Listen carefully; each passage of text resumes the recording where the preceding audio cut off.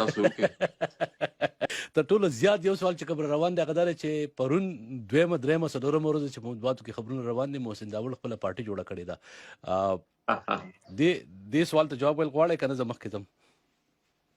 زه به یو خبره خالي دا وکړم، بعضې ملګري زموږ ملګري نه په دې سیاسي سیسټم ډېر ملګري پوه دي، اکثر پې پوه دي خو ډېر خلک پې نه دي پوه، نه په دې نظام پوهېږي. سیاسي ګوند خو مطلب د سیاسي ست کولو دپاره یو پلیټفارم دی، که څوک یې جوړوي مو که څوک یې نه جوړوي دې کې څه دونه بدیت نشته. دا غورځنګ هم د سیاسي ګوندونو خلکو جوړ کړی دی.